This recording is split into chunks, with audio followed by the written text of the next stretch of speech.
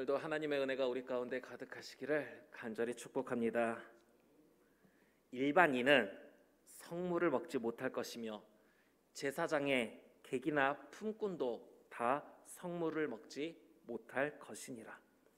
하나님의 말씀에 따라 흠없는 모습으로 하나님 앞에 나아가야 했던 제사장들은 육체의 흠을 가진 채로 하나님 앞에 제사를 드리러 나아가지 못했습니다. 그러나 그들의 몫으로 베풀어 주신 하나님의 은혜를 먹을 수 있게 하셨다고 어제 함께 말씀을 나눴습니다. 그런데 이것을 일반인들은 먹지 못하며 제사장의 몫이라고 제사장이 마음대로 사용해서 자신을 찾아온 손님들에게 제공할 수도 없었습니다. 객이나 품꾼들에게조차 줄 수 없었고 오직 제사장의 가족과 그의 집에 귀속된 자들만이 먹을 수 있었습니다. 하인들과 같이 제사장에게 귀속된 자들도 먹을 수 있게 하신 걸 보면 성물 자체가 특별하다고 하기보다는 하나님께 드려진 것들에 대해서는 하나님의 것으로 하나님의 주권 하에 하나님의 뜻대로 사용되어진다는 것을 생각해야 하는 것입니다. 그렇기 때문에 부주중에 먹을 경우에 먹는 것 자체만으로 문제가 되지 않았습니다. 부주중에 먹었다면 5분의 1을 더해서 되갚음으로 그 행동에 대해 면책이 되었고, 다만 고의적으로 먹음으로 인해 하나님의 뜻, 하나님의 주권을 무시할 경우에 그것은 죄로 인해 형벌을 받게 된다는 것입니다. 하나님의 것, 하나님의 뜻, 여기에 이제 우리가 초점을 맞추어 본다면 우리의 삶 속에서 헌금을 드릴 때 이 헌금이 어떻게 사용되어져야 하겠습니까? 이것을 내가 낸 돈이라면서 나의 권리를 주장하여 자신의 생각대로 좌지우지하려고 해서는 안 됩니다. 하나님께 드려진 것으로 복음을 전하는 일에, 영혼을 구제하는 일에, 하나님의 나라 확장에 사용되어야지 제사장이라고 할지라도 자신을 찾아온 손님이나 품꾼에게 주어서는 안 될 정도였던 것처럼 누구든 하나님의 것을 임의적으로 사용해서는 안 된다는 것입니다. 이번에 내 마음에 드는 일을 교회에서 한다고 해가지고 내가 열심히 동참하자 헌금하고, 이번 것은 내 마음에 들지도 않는데 교회가 왜 저런 일을 하지? 하고 지갑을 닫아버리고, 내 뜻대로 하면 드리고 안 하면 안 드리고, 이런 식으로 되어서는 안 된다는 것입니다. 우리가 재직회와 공동의회를 통해서 우리의 헌금이 잘못 유용되지는 않는지를 살피는 것이 필요한 것이지, 하나님의 것을 내 마음대로 좌지우지하려고 해서는 안 된다는 부분을 생각해야 하는 것입니다. 21장부터 제사장이 어떤 모습으로 하나님께 나아가야 하는지에 대한 말씀이었다면 22장 18절부터는 아론과 그의 아들들과 이스라엘 온 족속에게 말하여 이르라. 이스라엘 모든 민족에게 이제 주시는 말씀입니다. 이스라엘 자손이나 그 중에 거류하는 자가 서원 제물이나 자원 제물로 번제와 더불어 여호와께 예물로 드리려거든 기쁘게 받으심이 되도록 소나 양이나 염소의 흠없는 수컷으로 드릴지니 흠 있는 것은 무엇이나 너희가 드리지 말 것은 그것이 기쁘게 받으심이 되지 못할 것임이니라. 이제 제사장들과 마찬가지로 이스라엘 백성들에게도 흠 없는 것을 강조하시는데 작은 차이가 있습니다. 무엇입니까? 제사장들은 자신에게 흠이 있을 경우에 하나님 앞에 제사를 드리지 못했는데, 이스라엘 민족은 자신이 아닌 하나님께 드리는 제물에 흠이 있을 경우에 그것을 드리지 못하게 하셨습니다. 이스라엘 백성들은 자신이 어떤 모습이든지 간에 기쁨으로 하나님 앞에 나와 제물을 드릴 수 있었다는 것입니다. 이것이 오늘날 중요합니다. 번영신학이라는 용어가 있습니다. 재정적 축복이나 물질적 풍성함이 항상 하나님의 뜻이라고 믿으며 신앙이 자신들의 물질적 부를 증가시킨다고 믿는 반성경적 신학입니다.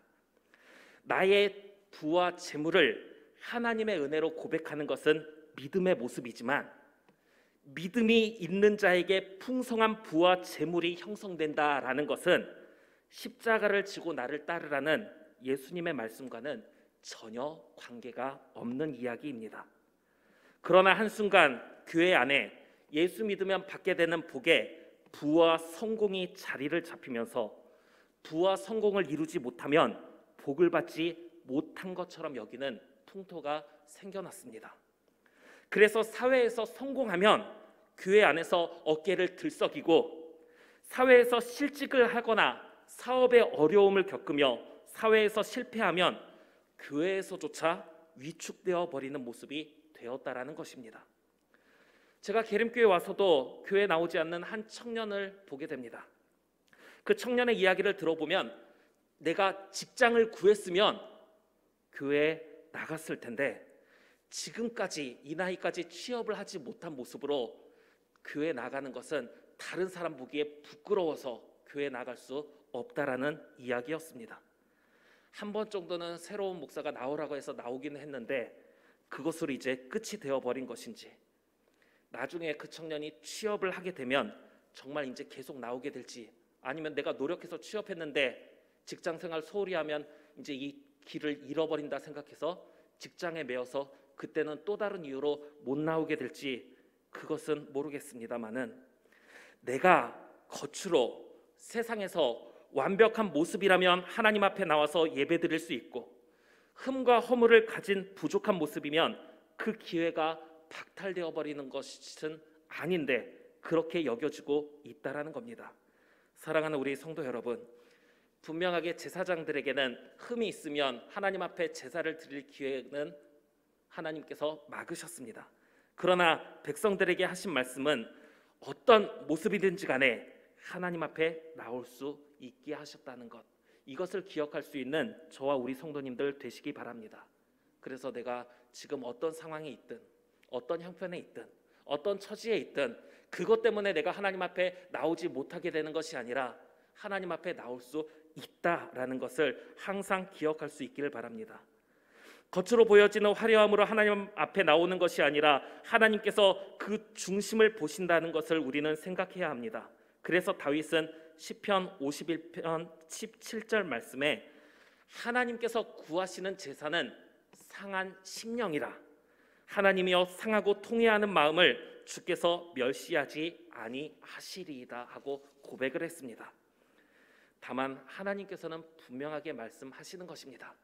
어떤 모습으로든 하나님 앞에 나올 수는 있는데 눈먼 것, 상한 것, 비루 먹은 것 같은 흠이 있는 것들을 하나님 앞에 드리지 말라는 것입니다.